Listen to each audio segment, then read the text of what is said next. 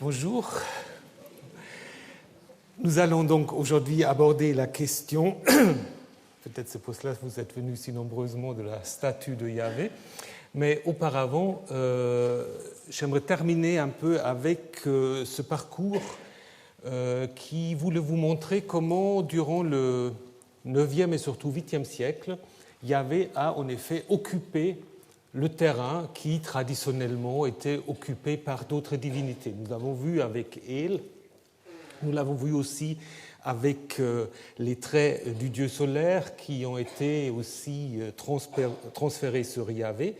Nous l'avons vu aussi que Yahvé traditionnellement déjà était un dieu de type Baal et que dans certains psaumes, en fait, il y a ce rappel de la lutte du dieu de l'orage contre Yam, contre la mer, qu'il va l'emporter et puis qui légitime d'une certaine manière que ce dieu de l'orage règne sur le monde des hommes et les protège d'une certaine manière aussi des dangers de la mer. De toute façon, il faut vous rappeler que les Israélites, les Judéens, ce n'étaient pas des grands marins, ils étaient plutôt méfiants par rapport à la mer.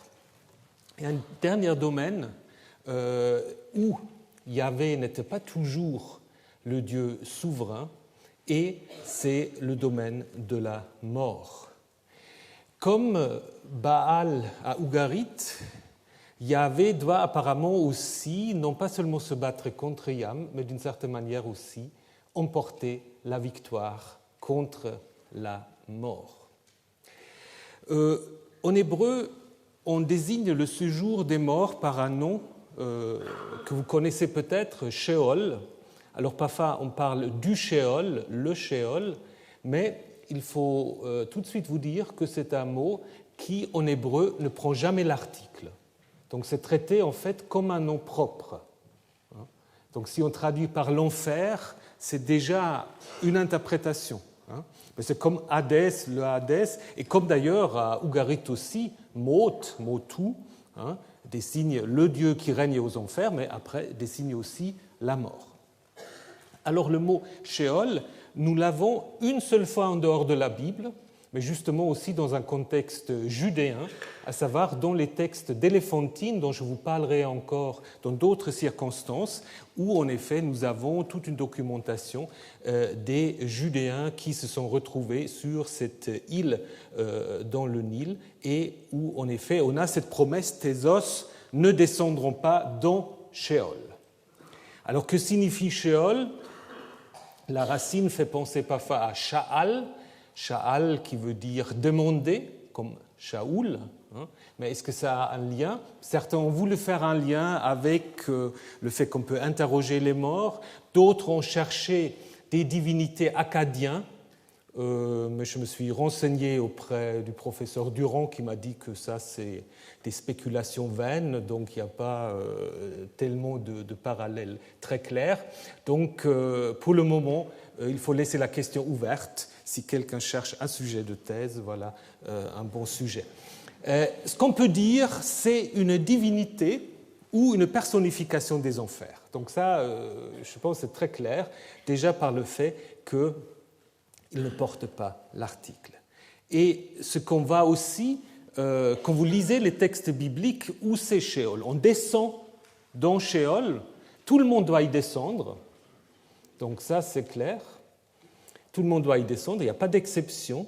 Dans certains textes, on a l'impression qu'on maintient d'une certaine manière quand même l'hiérarchie sociale, c'est-à-dire les rois descendent avec leur trône, avec leur cour, les pauvres restent pauvres. Donc on continue d'une certaine manière à vivre en Sheol comme on a vécu ici-bas sur Terre. Évidemment, personne n'a vraiment envie d'y aller parce qu'on imagine ça comme un lieu sombre. Je pense qu'on l'imagine un peu comme à l'intérieur des tombeaux, en fait. Parce que les tombeaux, dans l'Orient ancien, on les visite, on peut entrer dans les tombeaux, parfois on doit même entrer pour ranger les os et tout cela. Donc peut-être Sheol, c'est un peu cette idée-là. Personne ne veut y être, mais tout le monde doit y être. Il n'y a pas non plus une doctrine très claire, il n'y a pas un traité sur Sheol dans la Bible. Mais il faut tout de suite vous dire que contrairement à ce qu'on dit parfois dans certains ouvrages, pour la pensée hébraïque, la mort, ce n'est pas la fin absolue. Parce que parfois on dit, voilà, les Hébreux se distinguent de tous les autres peuples parce que pour eux, la mort, c'est la fin absolue et après, il faut attendre la résurrection. Non. Pour les Hébreux, comme pour les gens d'Ougarit, comme pour les gens en Syrie, en Mésopotamie, on continue une existence qui n'est pas très réjouissante, mais quand on est au Sheol, on est une sorte d'ombre. C'est la nefesh, souvent, l'âme, entre guillemets, qui descend en Sheol. Mais il n'y a pas l'idée d'une rupture absolue, puisqu'on peut aussi, on doit même communiquer avec les morts. Nous connaissons des textes bibliques qui parlent des libations des morts. On peut même les faire remonter. Vous connaissez sans doute l'histoire de Saül qui va consulter une nécromancienne, une dame qui sait comment faire venir les morts. Samuel est donc appelé, et il arrive, il est même appelé dans le texte biblique un Elohim. Donc les morts ont quand même aussi quelque chose d'un peu divin, comme à Ougarit. Donc, je vous disais, on garde dans la plupart des textes l'idée qu'il y a une différenciation sociale qui est maintenue. Certains textes, par contre, en effet, ont une perspective un peu différente, comme dans le livre de Job. Vous savez, Job, à un moment, il est tellement déprimé qu'il souhaite en fait mourir. Et il s'exclame, si j'étais mort dès le début, je serais mieux au Sheol, puisque là, l'esclave est affranchi de son maître. Alors, est-ce que c'est parce qu'il veut absolument mourir, ou est-ce que, parce que certains pensent aussi au Sheol, il n'y a plus de distinction sociale? Nous ne le savons pas. Par contre, il est assez clair que le domaine des morts échappe d'abord à Yahvé dans la Bible. Et nous le voyons aussi dans d'autres textes, puisque si nous regardons à Ougarit ou en Mésopotamie, qu'est-ce qu'on voit? On voit par exemple que dans l'épopée très connue, si vous ne l'avez pas encore lu, il faut le lire, il y a plusieurs versions, de la descente de la déesse Ishtar aux enfers. Ishtar, qui est quand même une déesse très puissante parce qu'elle a réussi à s'accaparer de toutes sortes de pouvoirs divins des autres dieux, mais Ishtar elle-même risque de finir sa vie emprisonnée dans le séjour des morts. Et il faut qu'elle invente toutes sortes de stratagèmes qui ne sont pas toujours très heureux pour son amant Tammuz ou Dumuzi pour qu'elle puisse s'y échapper. Idem à Ougarit, Baal, le grand Baal, chaque année doit descendre au royaume de Motu et il n'est sauvé grâce à sa sœur ou sa maîtresse Anat. Donc on imagine quand même que ce domaine de la mort est un endroit où règne vraiment une divinité importante. Et nous avons la même idée dans la Bible. Nous avons en effet des psaumes relativement anciens, qui probablement étaient récités dans un contexte de maladie, où le malade invoque Yahvé en lui disant « Que gagnes-tu à mon sang et ma descente dans la fosse ?» Donc, pour descendre chez Sheol, on dit souvent « on descend dans la fosse ». La poussière peut-elle te rendre grâce? Proclame-t-elle ta fidélité? Donc, ça veut dire qu'une fois que je serai dans Sheol, je ne pourrai plus te louer. Donc, ça ne te sert à rien de me laisser mourir. Idem, et encore plus clairement, le psaume 6, « Car chez les morts, on ne prononce pas ton nom. Dans Sheol, qui peut te rendre grâce ?» Donc là, c'est très clair. Yahvé n'a pas de pouvoir dans le domaine des morts. Et nous avons même un texte très curieux, qui méritera aussi un peu une recherche, dans le livre d'Ésaïe. Dans le livre d'Ésaïe, qui se situe au moment de ce qu'on appelle la crise assyrienne, on en parlera, les Assyriens sont en train de prendre Samarie, Juda risque de devenir un État vassal des Assyriens, et un certain groupe d'aristocrates s'exclament et se vantent en disant « Nous avons fait une alliance, une bérite, avec Sheol. Le fléau déchaîné, quand il passera, ne nous atteindra pas. » Donc là, l'idée, c'est même que vaut mieux faire un pacte avec Sheol qu'avec Yahvé. Donc là, cette aristocratie judéenne a apparemment considéré qu'ils seront mieux servis en s'atténuant les faveurs de Sheol que les faveurs de Yahvé. Donc vous voyez, dans ces textes, on va que jusqu'au 8e siècle à peu près, on imagine en effet le domaine de la mort comme un domaine qui échappe au contrôle du Dieu Yahvé. Par contre, on voit qu'il y a d'autres textes, comme par exemple le psaume 49, qui dit « Dieu, Elohim, probablement originellement Yahvé, rachètera mon âme, mon nefesh, de la main de Sheol. » Donc là, on a tout d'un coup l'idée que Yahvé est assez puissant pour délivrer la nefesh, ce qui reste après la mort, de la main de Sheol. Et après, on va en effet avoir des textes très connus qui, en effet, disent que Yahvé, à la fin de temps, va vaincre la mort, qu'on retrouvera aussi dans l'Apocalypse, dans le Nouveau Testament. Mais évidemment, ce psaume est beaucoup plus récent que les psaumes dont je viens vous parler et qui, en effet, attestent d'un développement où, on ne sait pas exactement quand ça se passe, mais on peut deviner à peu près au 7e siècle avant notre ère, à cause de quelques indications extra-bibliques.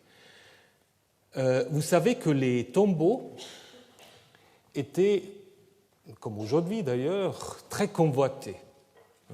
Parce que souvent, comme on imaginait que les gens continuaient à vivre en Sheol, il fallait leur donner de quoi subsister. Donc on mettait de l'argent, on mettait de l'or, des vases, des ustensiles, et selon évidemment du statut social de la personne décédée, d'une valeur importante. Donc nous avons dans les tombeaux, comme celui qu'on a trouvé à Silvan, donc pas loin de Jérusalem, un tombeau du 7e ou 6e siècle, cette inscription, donc c'est un homme important, on n'a pas le nom, mais c'est un nom yaviste, Yahou, donc quelqu'un, Yirmiyahu ou Yeshayahu, le chancelier. Il n'y a ici ni de l'argent ni de l'or, seulement ses os et les os de sa servante, maudit l'homme qui ouvrira cela.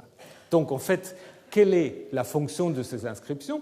C'est en effet de décourager des pilleurs éventuels. Alors est-ce que ça marchait ou non? Probablement pas, parce qu'on a en effet trouvé dans ce tombeau que les os et puis le reste a été pris. Mais ce qui est intéressant, dans un contexte tout à fait comparable, à Khirbet el-Kom, tombeau qu'on peut dater de la fin du 8e siècle, on a également une inscription avec une main qui peut rappeler un peu la main de Fatima, une main un peu de protection. On a cette inscription « Béni soit Uriyahu », donc de nouveau quelqu'un qui porte un nom yaviste, de la part de Yahvé. De ses ennemis par son Asherah, on reviendra sur Asherah, de son ennemi par son Asherah, il l'a sauvé. Alors ça c'est assez intéressant, évidemment on peut l'interpréter de différentes manières, mais on peut en effet comprendre qu'ici, on a l'impression que Yahvé peut aussi protéger quelqu'un qui se trouve dans le domaine de Sheol, puisqu'on invoque ici Yahvé et on pense qu'il peut aussi continuer en fait à exercer sa protection dans le domaine des morts. Et cela devient tout à fait évident au moment où, le problème, on va voir, c'est la datation de ces textes, où on a ces amulettes en argent, dont vous avez peut-être déjà entendu parler, puisque c'est en effet une trouvaille tout à fait exceptionnelle. C'est probablement l'attestation d'un texte biblique en dehors de la Bible le plus ancien que nous avons, tout dépend évidemment de la datation, puisque nous avons sur cette amulette quelque chose qui est presque identique à ce qu'on appelle la bénédiction sacerdotale dans le livre de Nombres, que Yahvé fasse briller sa face sur toi et mette sur toi la paix. Formule de bénédiction qui est encore pratiquée aujourd'hui, et qu'on a donc déjà ici dans ces amulettes. Et c'est très intéressant parce que ces amulettes, on les a trouvées dans un tombeau, c'est-à-dire on l'a mis avec les personnes décédées. Donc on imaginait apparemment que dans le domaine des morts, puisque comme on imaginait le domaine des morts un peu comme le domaine des vivants, on s'est dit qu'il y a certainement aussi des problèmes, des conflits, des choses désagréables, donc il faut de la protection, et c'est Yahvé qui peut le faire. Donc là, c'est très clair, dans cette inscription, il est évident qu'on imagine que Yahvé a aussi le pouvoir dans le domaine de la mort. Le grand problème, c'est la datation de ces amulets. Traditionnellement, celui qui l'a trouvé, Barcaï, avait proposé fin 8e, 7e siècle. Maintenant, il y a plutôt une tendance de descendre au 5e, donc jusqu'à l'époque perse, avec Angelika Berle-Jung ou Nadav Naaman de Tel Aviv. Donc, du coup, on est un peu moins sûr comme on peut le dater très clairement. Mais je dirais quand même, avec Khir-Bet-El-Kom, on est au 7e siècle, c'est peut-être quelque chose qui se met en place aux alentours de ce que nous allons voir dans la suite de ce qu'on appelle la réforme de Josias, c'est-à-dire cette centralisation qui va en effet se concrétiser dans le fameux Shema Yisraël, écoute Israël, Yahvé est Echad et un. Et probablement cette unité de Yahvé signifie aussi qu'il est compétent un peu partout. Donc, pour résumer cette partie de notre parcours, on peut dire que c'est durant le 9e et je dirais surtout le 8e siècle, peut-être il faut même descendre un peu plus encore au 7e, mais disons durant le 8e siècle, que Yahvé devient très clairement le Dieu principal, Dieu de la dynastie davidique, ça nous avons vu l'importance de cela, et Dieu national de Juda. C'est aussi à ce moment-là qu'il absorbe les fonctions du Dieu solaire et combine les fonctions de deux types de divinités, El, le Dieu sage, Dieu chef du panthéon, le Dieu trônant, et Baal, le Dieu jeune, Dieu de l'orage, combattant la mer et le chaos. Le temple de Jérusalem devient petit à petit le sanctuaire central. Il est de toute manière centre de la royauté de Yahvé, puisque nous avons parlé de toute cette théologie du Sion, dont on va reparler, bien qu'il existe, et ça nous l'avons vu aussi, il existe évidemment d'autres sanctuaires yahvistes dans le nord et dans le sud. Il affirme, comme nous l'avons vu, aussi, vers la fin du 8e, ça peut-être je suis trop optimiste, mettons 7e ou 6e, sa supériorité sur Sheol, Dieu des enfers. Et on l'a vu aussi, on lui a offert, dans les moments de crise, aussi des sacrifices humains. Nous en avons parlé la semaine dernière. Voilà. Alors, maintenant, la question qu'il nous faut maintenant résoudre, comment fut-il alors vénéré à Jérusalem? D'une manière visible ou invisible? Était-il seul dans le temple? Y avait-il une statue de Yahvé? Et avait-il une déesse à ses côtés? Voilà, c'est ces questions qu'on va reprendre maintenant. Alors, il faut dire d'emblée que ce sont des questions qui sont toujours un peu, comment faut dire, qui provoquent parfois certaines émotions. Mais je pense qu'il faut, c'est très bien qu'on a des émotions, mais je pense qu'il faut bien distinguer à quel niveau on se situe. Parce qu'il y a en effet la vision traditionnelle qui est la vision du judaïsme, du christianisme, d'une certaine manière aussi de l'islam, que le Dieu un est évidemment un Dieu transcendant, invisible, et s'il est un, il est évidemment aussi célibataire. Ça, je dirais, c'est un peu la conviction qui partage les trois religions monothéistes. Et là, on est au niveau d'une conviction théologique, une conviction de foi. Maintenant, le danger, c'est qu'on veut confondre, ou on va dire conscient et inconscient, cette affirmation théologique avec les enquêtes de l'historien, du philologue, de l'épigraphe, qui ne peut pas partir d'un a priori théologique. Ou alors, on a d'emblée un discours apologétique. Et il y a des collègues qui, à mon avis, ont ce discours apologétique, qui dit que ce n'est pas possible que le Dieu d'Israël avait une statue. Ce n'est pas possible qu'il avait une femme. Pourquoi ce n'est pas possible? Donc là, il faut s'interroger sur, je dirais un peu, la déontologie aussi du chercheur. Je ne vais pas vous donner une réponse à 100%, mais ce qui est important, je pense, il faut essayer. Évidemment, personne n'est neutre dans ses idées, dans ses convictions, mais il faut essayer aussi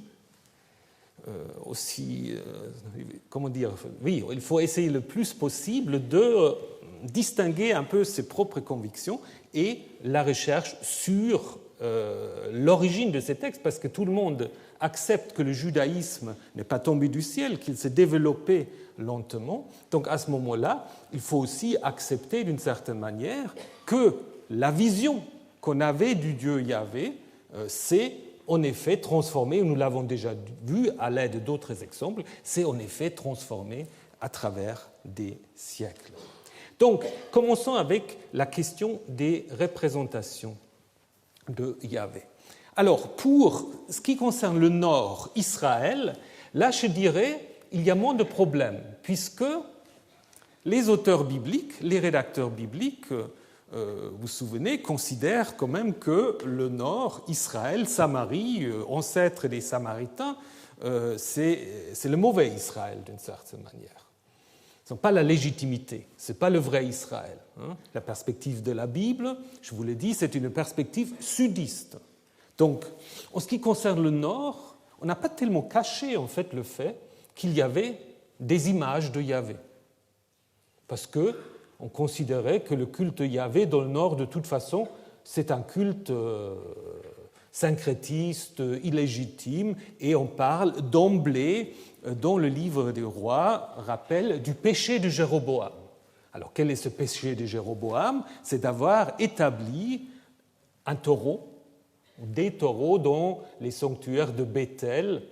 Dan, ceux qui ont suivi le cours de M. Finkelstein savent que Dan n'était pas israélite à ce moment-là, mais peut-être plus tard, mais peu nous importe, des taureaux censés représenter d'une manière ou d'une autre le Dieu d'Israël et pas un autre Dieu, puisque ces taureaux sont en effet appelés « Voici tes dieux Israël qui t'ont fait monter du pays d'Égypte ». Donc ça peut être que Yahvé, en fait. Le pluriel s'explique peut-être au fait qu'il y a deux. On le reprend ensuite dans l'histoire du veau d'or, où là le pluriel est étonnant, parce qu'Aaron est censé de faire un seul veau d'or. Et tout d'un coup on a le pluriel, mais ce pluriel s'explique probablement par une citation, en effet, du livre des rois, qui est plus ancien. Donc, ce qu'on critique dans les deux textes, dans l'histoire du veau d'or et dans l'histoire dite du péché de Jéroboam, c'est la représentation de Yahvé sous forme bovine à Bethel et plus tard, peut-être sous Jéroboam II, pas sous Jéroboam I, à Dan. Donc, nous avons d'ailleurs d'autres attestations de cela, puisque dans le livre du prophète Osée, le prophète Osée est censé avoir vécu au 8e siècle dans le royaume d'Israël et qui critique en fait fermement le culte de Samarie, disant par exemple « Il est repoussant ton veau Samarie. Oui, le veau de Samarie s'en ira en morceaux. » Donc là, on annonce en fait la destruction du veau, probablement par les Assyriens. Peut-être c'est un texte qui est même écrit après, et donc on aura là une indication que les Assyriens ont fait avec le statut du taureau à Samarie, ce qu'ils font par ailleurs, puisqu'on a en effet des reliefs où on montre que les Assyriens font quelque chose que même pour eux n'est pas évident. Ils cassent, pas toujours, mais ils cassent le statut des autres dieux. Ou encore un autre texte du même livre d'Osée, et puis on revient à notre histoire des sacrifices, puisqu'il est dit « Sacrifiant des hommes, ils donnent des baisers à des veaux ». Donc là aussi, apparemment, allusion au fait qu'il y avait des statues de taureaux, de jeunes taureaux, dans quelques sanctuaires du Nord. Alors, comment faut-il imaginer la chose? Il y a ceux qui pensent que le taureau est une sorte de piédestal sur lequel se tient la divinité. Donc là, vous voyez, on a un dieu de l'orage avec le foudre et qui trône sur un taureau. Alors certains ont dit, mais le taureau, ce n'est pas le dieu, c'est simplement son piédestal, et puis on l'imagine de manière invisible. Le problème avec ça, c'est que toutes les représentations, le dieu n'est pas invisible, il est visible. Bon, ça c'est une possibilité, mais on a aussi des représentations où il n'y a pas besoin de divinité. Parce que le veau ou le taureau peut aussi représenter la divinité. C'est un peu comme en Égypte. Et puis les gens, ils étaient tout à fait conscients que ce n'est pas le Dieu dans son essence. C'est une manière dont on peut lui rendre un culte, dont il se manifeste. Les cornes, vous le savez, les cornes étant signe de force. Les rois ont souvent des tiares stylisés avec des cornes, les dieux aussi. Et même dans la Bible, on dit une fois que Dieu a des cornes, donc dans le livre des Nombres. Autre attestation faite de statues de divinité dans le nord, ce sont ces reliefs assyriens. Tout à l'heure, je vous ai dit que les Assyriens, parfois, ils cassaient les statues, mais beaucoup plus fréquemment, ils les déportaient. Comme vous l'avez ici ou là. Certains sont grands, d'autres sont plus petits, d'autres encore plus petits. Et souvent, l'idée étant, en effet, on les déporte comme la population. En fait, les dieux partent en exil avec les gens qu'on envoyait en exil. Et pensez au livre d'Ézéchiel, où en effet, au moment de la destruction de Jérusalem, Yahvé part en exil. Il quitte la ville. Alors, est-ce que c'est aussi, ça on reviendra, est-ce que c'est aussi une allusion au fait que, justement, on a essayé de dire de manière un peu euphémique, lorsque Yahvé quitte la ville, c'est que sa statue quitte la ville. Mais pour le Nord, c'est assez clair, puisque nous avons en effet, dans une inscription, dans le prisme de Nimrud, cette inscription, ou disons, ce texte du roi Sargon, où il dit qu'il a transporté, qu'il a pris comme butin, comme prisonnier, beaucoup d'hommes, je ne sais plus combien, 27 ou 28 000 hommes, ce qui est énorme, probablement trop, et les dieux en qui il se confiait, en parlant de Samarie. Alors comment peut-on prendre comme butin des dieux en qui il se confiait si ce n'est pas sous forme d'une statue ? Alors, donc pour le Nord, je pense nous sommes assez clairs pour dire qu'il y avait certainement des statues. Maintenant, quelle est la situation dans le Sud, en Juda ? Là, ça devient plus compliqué parce que, évidemment, les rédacteurs bibliques sont quand même pro-judéens et ne nous disent pas les choses aussi clairement qu'ils nous le disent ou qu'ils nous font apparaître, au moins pour le Sud. Alors, comment faut-il imaginer les choses ? Il y a beaucoup de chercheurs comme M. Mettinger de Stockholm qui avancent l'idée que le culte dans le Sud était de fait un culte aniconique, un culte sans image, d'emblée. Ça, c'est quelque chose que vous pouvez lire dans beaucoup de publications. Donc, ce que je vous dis, voilà, j'essaie un peu de vous résumer les différentes opinions. Donc, la mienne n'est pas forcément la vision majoritaire. Donc, il y a cette idée quand même d'un culte aniconique. Alors, comment faut-il imaginer ce culte aniconique, selon Mettinger ? Il s'exprimerait par deux choses, par l'idée des trônes vides, on mettrait les trônes vides, et surtout par le culte des stèles, des pierres, des matzevot dans la Bible. Alors les matzevot, vous les connaissez, c'est ce qu'on appelle parfois les bétiles, donc des pierres dressées Le texte le plus connu peut-être dans la Bible, on l'a déjà rencontré dans d'autres circonstances, c'est qui? C'est Jacob. Jacob, connaissez l'histoire, Jacob devient le fondateur du sanctuaire de Béthel. Et Béthel, évidemment, est un sanctuaire très important à la frontière entre le nord et le sud, souvent appartenant au nord, mais après récupéré par le sud, probablement. Et donc, on apprend, donc c'est la vision de Jacob avec non pas l'échelle, mais la rampe qui fait le lien entre le ciel et la terre. Et quand Jacob se lève ou se réveille, il fait quelque chose de curieux. Il prit la pierre, donc rappelez-vous, quand il arrive, c'est déjà très curieux, parce qu'il prend la pierre, il le met comme chevet, c'est pas très agréable, en fait, une pierre comme chevet.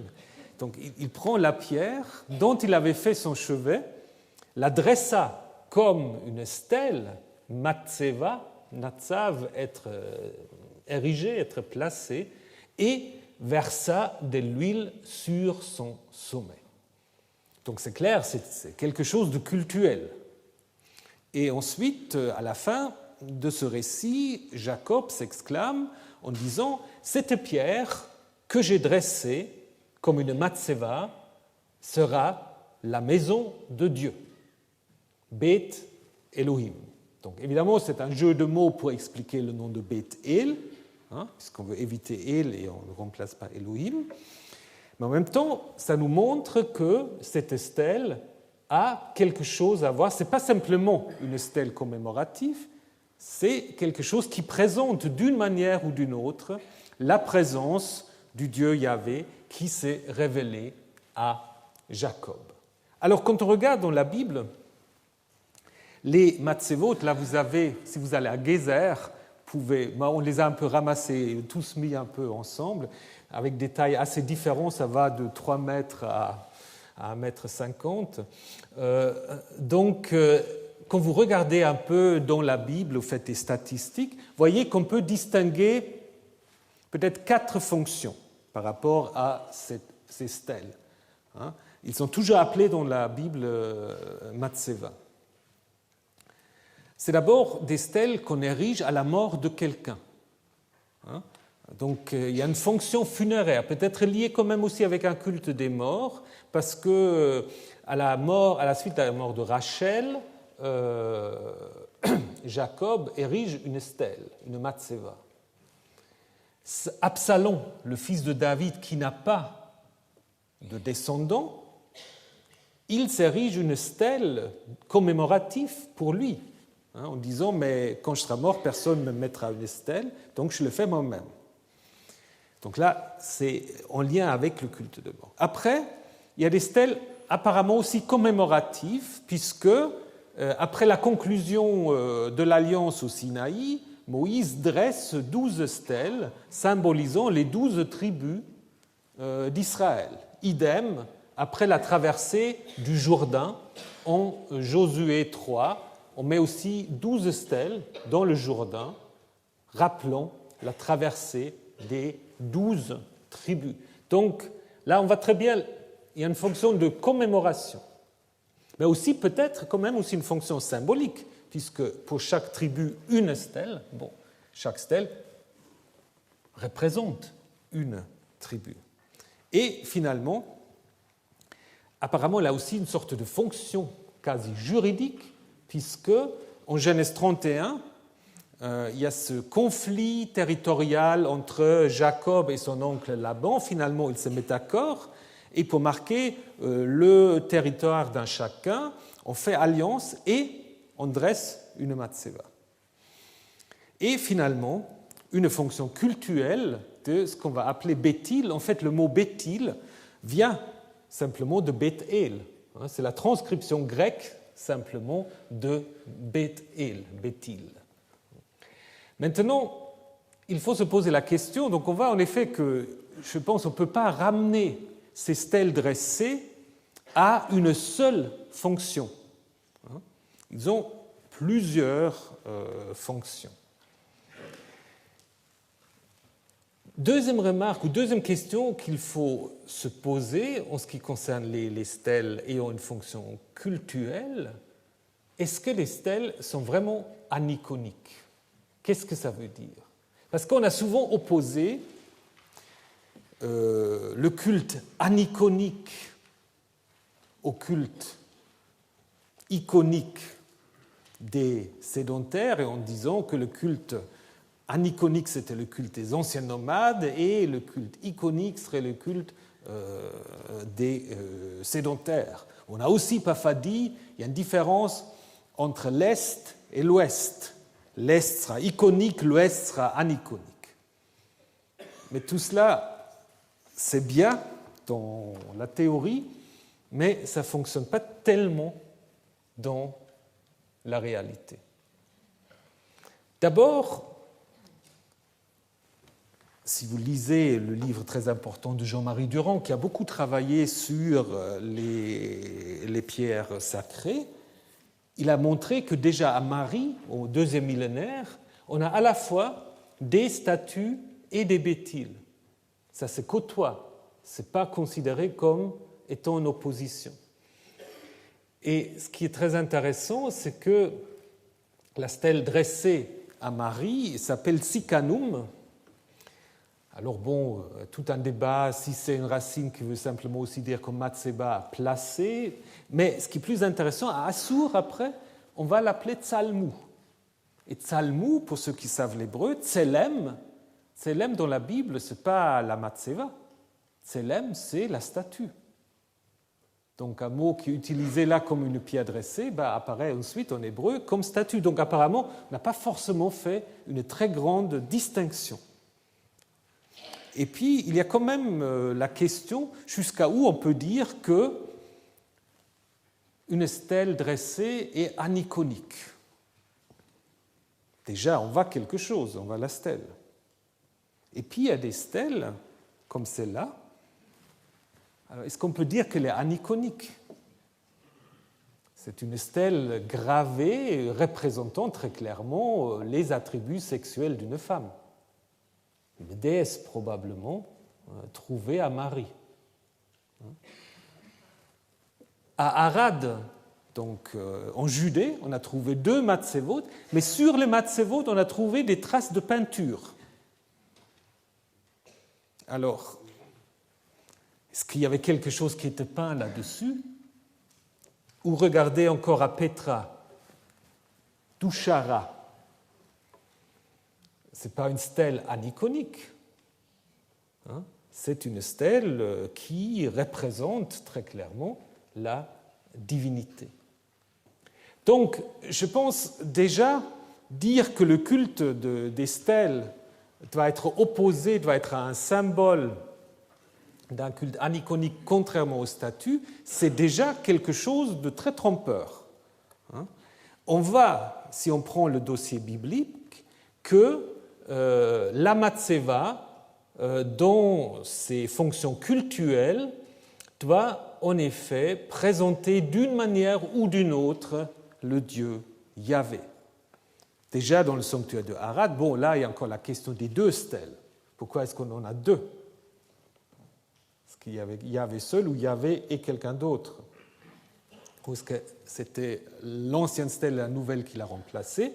On va revenir là-dessus. On trouve souvent dans la Bible les matsevot avec ce que les traductions rendent souvent par poteau sacré. Matsevot veut Asherim. Asherim, ça a quelque chose à voir avec Asherah, un pluriel. Mais donc apparemment, dans les Bamot dont nous avons déjà parlé, c'est-à-dire dans les sanctuaires de plein air, qui étaient évidemment moins facilement protégeables contre les intempéries, etc., on s'est contenté des pierres et de quelque chose en bois. Mais ce qui est intéressant, c'est plus tard, quand on va interdire les images, on interdit aussi les matsevot. Tu ne dresseras pas de matseva, Yahvé, ton Dieu, le haït. Alors, si c'est un culte aniconique, pourquoi Yahvé devrait le haïr? prenez ce texte du Lévitique, vous ne vous ferez pas de faux dieux, vous ne dresserez ni pécelle, ni sculpture, statue, ni matseva, ni stèle, et vous ne placez dans votre pays aucune pierre sculptée, even mashkit, est-ce que ça a quelque chose à voir avec le sikanou de Marie, hein, pour vous prosterner devant elle, car c'est moi, Yahvé, votre Dieu. Comme l'a très justement vu le commentateur juif Joseph Milgrom, ou Jacob Milgrom, ici, Pécelle et Matseba sont en parallèle. La statue et la Matseb sont tous les deux au parallèle et se réfèrent au culte de Yahvé. Probablement aussi cette pierre masquite, cette pierre sculptée. Donc, on ne peut pas opposer la Matseba à la statue. Les deux sont considérés ici en parallèle. Regardez aussi encore ce texte du prophète, du livre du prophète Michée. Je supprimerai du milieu de toi tes sculptures ou tes statues, pécelles, et tes matsevot. C'est de nouveau en parallèle. Donc, le culte des matseb devient à un moment aussi suspect que le culte des stèles. Donc, on ne peut pas dire que le culte des matsevot est kosher et les stèles ne sont pas. Les matsevot posent à un moment donné aussi des problèmes. Bien qu'il y a eu quelques visions un peu déviantes. Et après, dans le judaïsme, chez les rabbins, il y a aussi toute une discussion si les matsevot sont en effet licites ou illicites. Il y a ce texte très, très, très beau du livre d'Ésaïe, un texte qui est écrit très, très tardivement, probablement au début de l'époque hellénistique. Ce jour-là, il y aura, donc c'est un peu la réconciliation universelle de tous les peuples, surtout des deux grands ennemis d'Israël, l'Assyrie et l'Égypte. On dit il y aura un autel pour Yahvé au cœur de l'Égypte. Un autel de Yahvé au cœur de l'Égypte, et près de la frontière du pays, une matseva pour Yahvé. Donc là, l'auteur trouve que c'est très bien qu'il y a une matseva de Yahvé. Mais donc c'est très clair que les matsevot font partie du culte de Yahvé, jusqu'à ce qu'on arrive à cette idée qu'on ne peut pas le représenter. Donc ils sont d'une certaine manière aussi une représentation. Je ne pense pas que c'est le signe d'un culte aniconique. Alors, que pouvons-nous dire sur d'autres indices ou sur d'autres manières de représenter Yahvé? Donc, y a-t-il des images de Yahvé, proprement dites? Donc, il faut dire qu'au niveau des attestations bibliques, le dossier reste difficile. Donc, je vous donne l'hypothèse à laquelle je vais souscrire. Le dossier reste difficile, car aucune représentation que nous connaissons à ce jour porte le nom Yahvé. Peut-être une. Donc, mais c'est compliqué. Comme je vous ai dit déjà la dernière fois, souvent les statues ne portent pas le nom de la divinité qu'on veut représenter. Ça veut dire peut-être aussi que parfois on a des statues un peu multifonctions qu'on peut utiliser pour vénérer plusieurs dieux, ce qui n'est pas impossible. Alors, est-ce qu'on a des représentations de Yahvé sur des sceaux? Les sceaux sont évidemment une source très très importante. C'est vraiment un peu aussi qu'est-ce qu'il faut dire? La glyptique, c'est un peu la représentation de la religiosité populaire, parce que les gens qui se font faire des sceaux, ben voilà, ils disent voilà, je veux ça ou je veux ça. Et déjà, en 1906, un dénommé Dahlmann avait dit que oui, sur les sceaux, on trouve des représentations de Yahvé. Il a dit ici, c'est Yahvé entouré de deux arbres sacrés. Alors pourquoi est-ce qu'il a dit c'est Yahvé? Là, il n'y avait pas tellement d'évidence. Il disait puisque ce sceau appartient à un dénommé Elishama, qui est fils de Gedaliahu, et donc nous avons l'élément théophore Yahou. Donc ce personnage doit représenter Yahvé. peut-être un peu aller vite en besogne. Également, mon collègue Benjamin Sass de l'Université de Tel Aviv pense, maintenant il m'a dit qu'il hésite beaucoup plus, que ce personnage-là pourra également représenter Yahvé de manière stylisée, assis sur un trône avec des éléments lunaires, puisque c'est un sceau de l'époque assyrienne, ne sera pas étonnant, mais de nouveau, c'est des spéculations. C'est des spéculations, nous ne sommes même pas sûrs que c'est une divinité. Où on est beaucoup plus sûr, affirmatif, et ça c'est beaucoup plus intriguant d'une certaine manière, parce que nous avons une pièce de monnaie de l'époque perse, où en effet, il est très plausible ici que nous avons une représentation de Yahvé. Premier problème ou première chose intéressante, c'est que ce personnage combine un peu, si vous voulez, des éléments iconographiques du Proche-Orient et de la Grèce, mais nous sommes à la fin de l'époque perse, et donc c'est une pièce de monnaie judéenne, c'est clairement là une divinité assise avec la chouette, sur un trône avec des roues, ce qui rappelle un peu la vision du prophète Ézéchiel. Et surtout, ce qui est intéressant, c'est que vous avez ici Yod, He, Vav, Yahu. Alors là, il y a tout un débat, parce que nous avons toute une série de ces monnaies. Normalement, c'est toujours Yehoud, avec un Daled, donc Juda, c'est-à-dire la provenance de ces monnaies. Ici, nous n'avons que Yahu. Alors, est-ce que c'est une erreur ? Ou est-ce que c'est quelqu'un qui voulait vraiment dire, ici, nous avons le Dieu Yahu assis sur son trône. Si c'était le cas, ce serait la seule représentation très clairement identifiée, telle qu'elle, comme représentant Yahvé. Mais même si c'était Yehoud, comme le pensent beaucoup de gens, parce que justement, c'est au niveau statistique la seule pièce que nous avons avec cette inscription-là, il y aura quand même toujours une grande plausibilité que c'est une image de Yahvé. Comme le dit aussi Erhard Blum, ce n'est pas l'exégète le plus progressiste que nous connaissons, mais même lui dit, en effet, c'est clairement une image de Yahvé qui est représentée comme étant le Elohé Hashamayim, le Dieu du ciel, avec des conventions iconographiques justement du Levant et de la Grèce. Donc, mais ça c'est intéressant, ça voudrait dire qu'encore à l'époque perse, où il y a déjà l'interdit des images, il y a des gens qui trouvaient que cet interdit d'images, peut-être pas trop le suivre. Alors là, on aurait une manière de représenter Yahvé.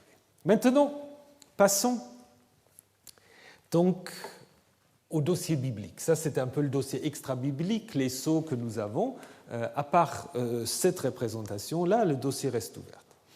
Je pense quand même que le dossier biblique, si on le regarde attentivement, nous fournit au moins 5 ou 6 indices, je dirais pas preuves, mais des indices forts qui mènent vers l'hypothèse qu'il y avait des images de Yahvé et une statue dans le temple. Alors, premier indice, c'est le décalogue. Là, c'est simplement une question qu'on peut se poser. Pourquoi faut-il interdire des choses ? Pourquoi faut-il interdire des choses ? S'il y a des choses qui vont de soi, est-ce qu'on a besoin de les interdire ? Ça, c'est une question.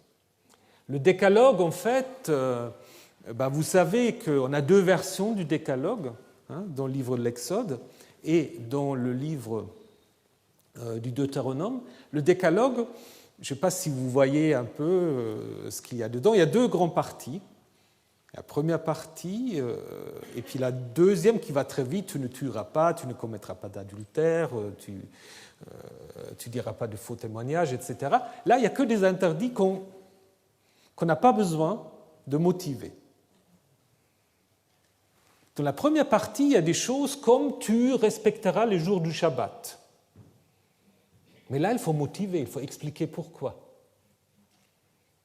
On l'explique de deux manières différentes. Alors pourquoi faut-il expliquer ? Probablement parce que c'est quelque chose de nouveau qui ne va pas de soi.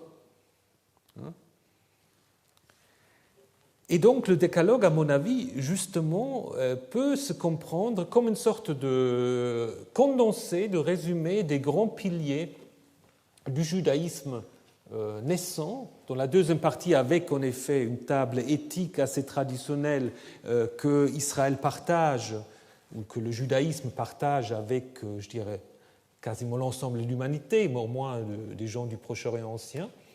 Et ensuite, dans la première partie, des choses spécifiques qui font justement la spécificité du judaïsme.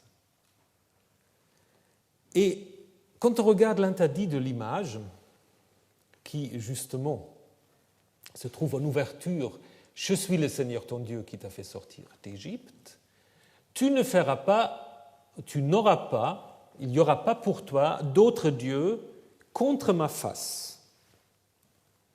Tu ne feras pas d'image de rien qui a la forme de ce qui est au ciel là-haut, sur la terre ici-bas, ou dans les eaux sous la terre. Tu te ne prosterneras pas devant eux et tu ne le serviras pas, car c'est moi, Yahvé, ton Dieu, un Dieu jaloux, poursuivant la faute des pères chez les fils, sur 3 voire 4 générations, pour ceux qui me haïssent. Bon, pourquoi est-ce que je vous ai mis ça dans des couleurs différentes ? Parce qu'on peut très clairement voir que cet interdit, tel que nous l'avons, se construit pas d'un seul coup, mais en 2 voire 3 étapes. Parce que si vous prenez ce qui est en vert, tu n'auras pas d'autre Dieu contre ma face, tu ne te prosterneras pas devant eux et tu ne le serviras pas. Donc là, ça se suit très bien. Ça se suit très bien. On reste en effet dans le pluriel, alors que dans le rouge et dans le noir est au singulier. Donc, l'interdit le plus ancien se trouve 3 à 5. Tu n'auras pas d'autre Dieu contre ma face, tu ne te prosterneras pas devant eux, les autres dieux. Donc, qu'est-ce que ça veut dire ? Que tout au début, c'est quoi ? C'est l'interdit de placer d'autres statues en face de la statue de Yahvé. Dire, dans le temple, il faut qu'il n'y ait que la statue de Yahvé et tu ne placeras pas d'autres divinités. Ensuite, probablement, dans un deuxième temps, on arrive à l'interdiction d'une statue de Yahvé, ce qui est en rouge ici. Tu ne te feras pas de pécelle, tu ne te feras pas d'image, probablement d'image de Yahvé. Et en troisième, un élargissement, une interdiction d'image en général, qui ensuite va être compris comme une polémique contre les idoles. Donc l'idée qu'il ne faut rien représenter. Et donc il y a ce que le judaïsme a ensuite pris de manière très très large, donc l'idée qu'il ne faut aucune image dans les synagogues, etc. Ce que le protestantisme, ou certains protestantisme a d'ailleurs aussi repris. Mais ce que vous voyez ici, c'est que, apparemment, dans un premier temps, cet interdit veut d'abord souligner l'exclusivité du culte de Yahvé, et dans un deuxième temps, simplement, l'interdit d'image. Donc, probablement, dans l'interdit le plus ancien, il n'est peut-être même pas question de l'interdit de la statue de Yahvé, mais l'interdit de placer à côté de la statue de Yahvé d'autres divinités. Et dans un deuxième temps, on dit, mais il n'y a pas de pécelle non plus pour Yahvé. Ça, c'est un premier texte qu'on trouve à la fois dans le livre d'Exode et dans le livre du Deutéronome. Et ensuite, nous avons un deuxième texte très très important, très intéressant, dans le livre du Deutéronome, le chapitre 4. Alors le Deutéronome, c'est un testament, un grand discours de Moïse, attribué à Moïse, au moment de sa mort, n'est-ce pas? Donc avant de mourir, il donne un très très grand discours où il récapitule tout ce qui s'est passé, grosso modo, depuis la sortie d'Égypte, mais surtout depuis qu'Israël se trouvait au Sinaï. Et si vous prenez le chapitre 4, c'est vraiment un traité contre les représentations de Yahvé. Par exemple, au verset 12, on a « Yahvé vous a parlé au milieu du feu ». Une voix parlait et vous l'entendiez, mais vous n'avez aperçu aucune forme. Il n'y avait rien d'autre que la voix. Donc, on insiste qu'il n'y avait rien, il n'y avait que la voix, il n'y avait pas de forme. Et conséquence, prenez bien garde, puisque vous n'avez vu aucune forme, aucune témouna, le jour où Yahvé vous a parlé à l'Horeb, du milieu du fort, n'allez pas vous corrompre en vous fabriquant une idole, une image, une forme quelconque de divinité. Pesel temunat. Pesel et temuna, c'est les deux mots qui reviennent constamment quand on parle d'image. Donc, l'idée est, puisque le peuple n'a vu aucune forme de Yahvé, il ne peut faire de statue de Yahvé. Mais c'est constamment rappelé. Et d'ailleurs, de nouveau, vous voyez que il y a dans la Torah, dans le Pentateuque, un peu une hésitation, puisque dans le livre des Nombres, on veut distinguer Moïse des autres prophètes. Et qu'est-ce qu'on dit de Moïse? Moïse voit la temouna de Yahvé. Moïse voit la forme de Yahvé. Le peuple n'a rien vu. Mais Moïse a vu la temouna de Yahvé. Alors que le peuple, c'est exactement le même. Donc, ensuite, on annonce la déportation, l'exil qui est sans doute déjà arrivé.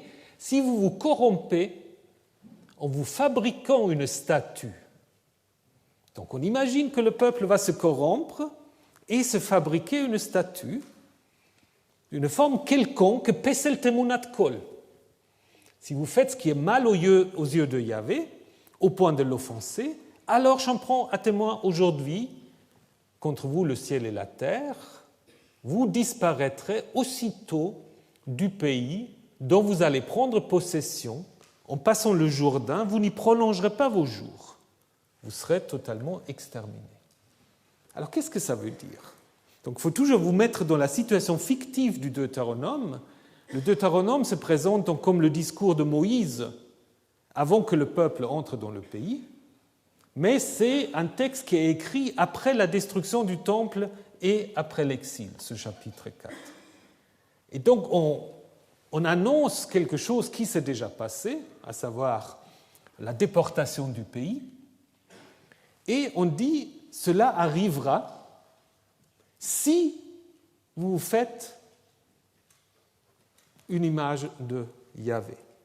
Donc, cette forme quelconque qui est interdite, on peut même dire peut comprendre les matzevot, peu nous importe, et après donc vous serez déportés, et là-bas vous servira des dieux qui sont l'ouvrage de la main d'homme, du bois, de la pierre, incapables de voir, d'entendre, de manger et de sentir. C'est déjà un peu la polémique qu'on trouve dans ce qu'on appelle le Deutéro-Ésaïe, le deuxième Ésaïe, toutes ces polémiques contre les idoles.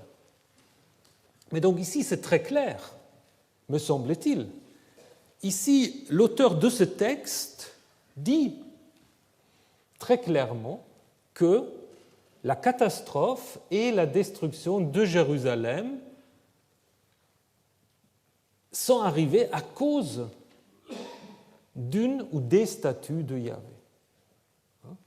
Donc, je ne sais pas comment on peut lire autrement ce texte. Ce texte dit très clairement, si vous vous faites des statues, Yahvé va se mettre en colère, il va vous déporter. Puisque c'est un texte qui présuppose la déportation, il donne comme raison principale, il y a d'autres textes qui donnent d'autres raisons, qui disent que les rois n'ont pas suivi la loi, ou que le peuple n'a pas suivi la loi.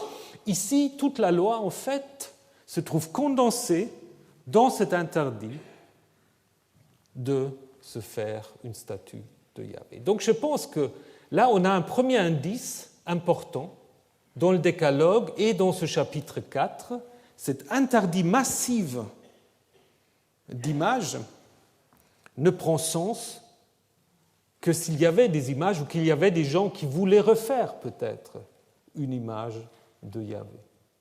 Si c'était quelque chose qui n'était même pas discuté, pourquoi imaginer que c'était ces choses-là qui seraient à l'origine de l'exil, de la déportation? Donc je pense là, on a un argument très fort déjà en faveur d'une représentation de Yahvé. Il y en a d'autres. On arrive aujourd'hui à la fin, mais je vous donne déjà la suite. Deuxième, et je vous l'expliquerai la semaine prochaine. Deuxième indice, la vision du prophète Ésaïe. Ésaïe voit Yahvé assis sur son trône. Alors, qu'est-ce qu'il voit? Est-ce que c'est une vision? Dans un état second, il voit quelque chose qu'il ne va pas voir, ou est-ce qu'il voit quelque chose de tout à fait concret, c'est-à-dire le trône de Yahvé qui se trouve dans le temple de Jérusalem? Mais ça, on le verra la semaine prochaine, et puis on verra aussi que sur ce trône, il y avait peut-être quelqu'un à côté. Alors, bonne journée.